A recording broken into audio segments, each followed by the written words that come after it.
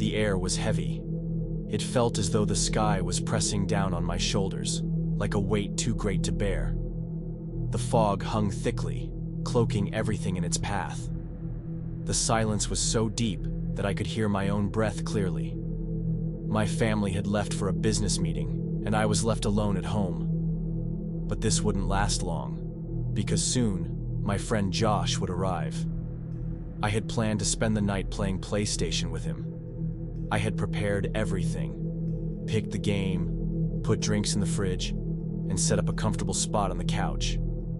I was excited. After all, being alone in this house, far from the city, would have been boring. Around 9 p.m., I called Josh. His voice was shaky. "I'm on my way," he said. That seemed normal to me, since he had grown up in the city, and the road to our house passed through a dense forest. He wasn't used to it, so it made sense that he was a little anxious. About 5 minutes after the call, Josh sent me a message. When I checked my phone, there was just one letter. H. It seemed like he had started typing, but something had interrupted him. This confused me a bit. Help immediately came to mind, but that didn't make sense. Maybe it was just a mistake.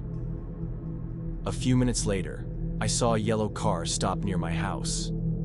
It was about 20 meters away, and through the fog, I could barely make out the shape. It had to be Josh. But he sat in the car for a few minutes without getting out. That was strange. Josh always called me to open the door as soon as he arrived. Finally, he got out of the car. He was holding something. At first, I couldn't make out what it was, but it looked like some kind of sharp object. His eyes were locked on one spot, my house. I opened the door and called out to him. He didn't respond. He just stared at me, motionless. I thought he was joking around, but why was he acting like this? I took a step forward and asked again, "Josh, what's wrong?" He still didn't move. I started to feel uneasy. And then, suddenly, he took a step forward and screamed in a terrifying way. My whole body froze. He came running toward me, screaming. I ran as fast as I could back into the house and slammed the door shut, locking it. I took a deep breath, my heart pounding in my chest. I stood behind the door, trying to make sense of what had just happened. What was Josh doing? If this was just a prank, it was a very stupid one. There was no sound from the other side of the door. I didn't hear any movement. Slowly, I leaned toward the peephole. He was gone. My hands and legs were shaking. I moved closer to the window and looked outside. Josh was heading toward the back of the house. At that moment, I remembered that I had already locked the back door. But still, I decided to check to be sure. When I reached the back door, I suddenly heard a horrifying scream from the kitchen. My blood ran cold. There was no one else in the house. I cautiously walked toward the kitchen. I was sure I had seen Josh outside earlier. So who was inside? I opened the kitchen door and forced myself not to scream when I saw the bloodstains on the floor. My cat, Snowy, lay in the middle of the kitchen, covered in blood. My legs shook, and I stepped back. I looked out the window. Josh was still outside, but now he was slowly walking toward his car. The sharp object in his hand gleamed in the dim light. I quickly grabbed my phone and dialed his number. He answered. "Josh, what did you do?" I shouted. But his response froze me in place. He spoke calmly, his voice tired. "What?" "I'm sleeping. I couldn't come because the weather was bad." I gasped for air. My phone slipped from my hand. Who was that Josh I had just seen earlier? Looking out the window, I saw that the yellow car was no longer there. It had disappeared into the depths of the forest. I didn't know how much time had passed since the incident. My body was frozen. I checked the doors again and locked everything up. I grabbed my phone, wanting to call Josh again, but my hands were trembling. Hours passed. There was no sound, but I couldn't calm down. Every moment, I feared someone would knock on my door again or look in through the window. Near midnight, I was sitting on the edge of the door when I saw something glinting in the yard. Looking closer, I realized there was a knife lying on the ground. The same knife. I couldn't take it anymore. Without waiting for morning, I ran out of the house. I got into my car and drove toward the city. I didn't look back. A few weeks later, I put my house up for sale. After that night, I couldn't spend another night there. I cut all ties with Josh.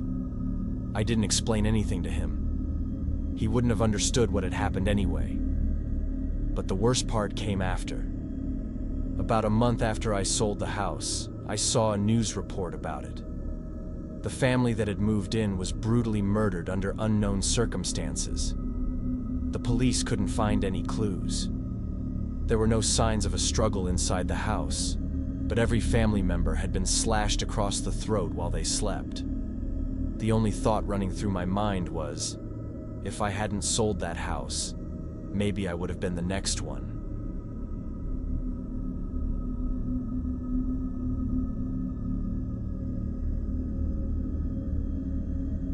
It was supposed to be just another ordinary night.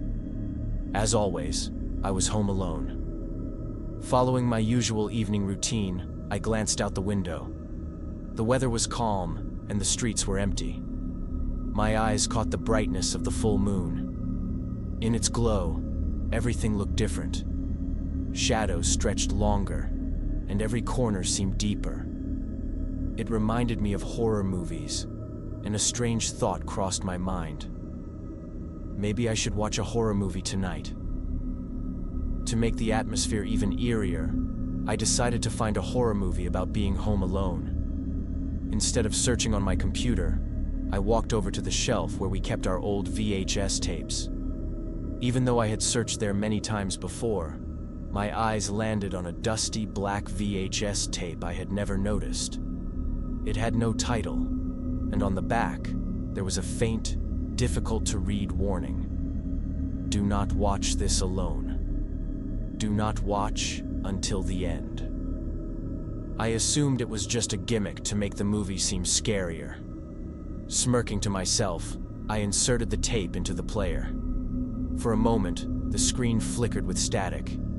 It looked as if the tape was damaged or poorly recorded. But then, suddenly, the image cleared, and the film began. As the first scene played, a strange feeling crept into my chest. The film started off strangely. It resembled an old documentary. The camera slowly panned over a cityscape. At first, it seemed like any other city, until I realized the streets looked familiar. A cold shiver ran down my spine. This was my city. Then, the camera zoomed in on different streets. My heart pounded faster. This was my street. A deep unease settled over me. It wasn't fear, but something about it felt wrong. My brain tried to convince me it was just a coincidence, but my instincts whispered otherwise. As the camera moved deeper into the street, a hooded figure appeared, walking alone. Their movements were slow and hesitant. A few seconds later, the figure reached my house. I stiffened. Leaning closer to the screen, I examined the figure. Their face was hidden, head tilted downward, movements unnervingly slow. Trying to reassure myself, I glanced out the window. My blood froze. The hooded figure was outside, walking past my house. I gasped and stumbled back. My heart pounded in my ears. I quickly turned back to the screen. The same figure was still there, moving just as they had been in the film. My entire body felt paralyzed. My mind raced with questions. What does this mean? How is this possible? Are the events in the movie happening in real life? I couldn't take my eyes off the screen. I needed to know what would happen next. The camera suddenly jerked, and then It focused on my bedroom window. A deep chill spread through me. The image changed. Now, the front door of my house filled the screen. I couldn't take it anymore. I ran to the window and looked outside. The figure was gone. For a moment, I felt relieved. Maybe it was all just a coincidence? I took a deep breath, trying to calm myself, and sat back down. But I kept watching, needing to understand what was happening. The next scene showed the hooded figure standing at my front door. At my actual front door. A wave of nausea rolled over me. My hands were freezing. This was no joke. Then, a knock echoed through the house. At the exact same time, the movie played the scene where the door was knocked on. My breath caught in my throat. This was impossible. Everything was happening exactly as in the film. Shakily, I stood up. I needed to see who was at the door. Every part of my brain screamed, "Do not open it!" But another part of me, desperate for rationality, insisted this couldn't be real. Carefully, I peeked through the peephole.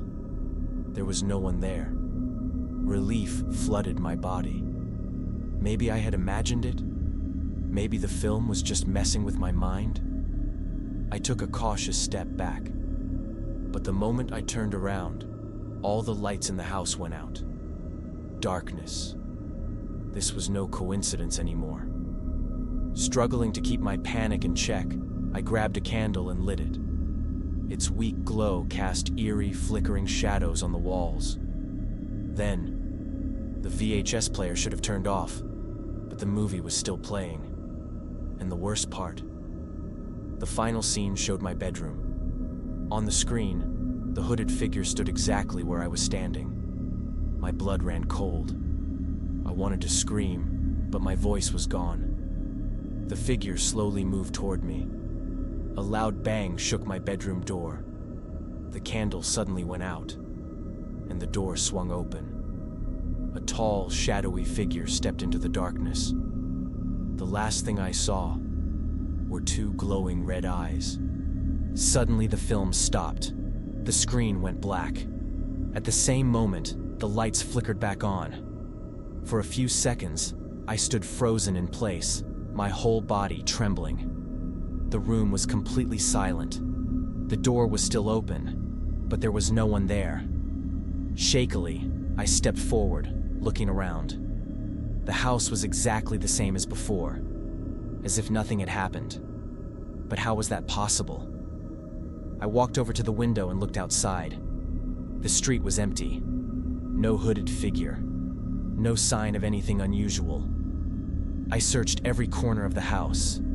No trace of anything. The door was intact, and the VHS player, which I had broken with my own hands, looked perfectly fine. Slowly, I tried to steady my breathing. Maybe this was all just a dream? Maybe my mind was playing tricks on me? I turned back to the VHS player. My hands, still shaking, reached out and pulled the tape out. It was real. It was still there. Without a second thought, I decided to burn it. I went to the kitchen, turned on the stove, and threw the tape into the flames. The plastic melted. Thick smoke rose into the air. It was completely destroyed. I took a deep breath and exhaled. It was finally over. But the next morning, something terrifying happened.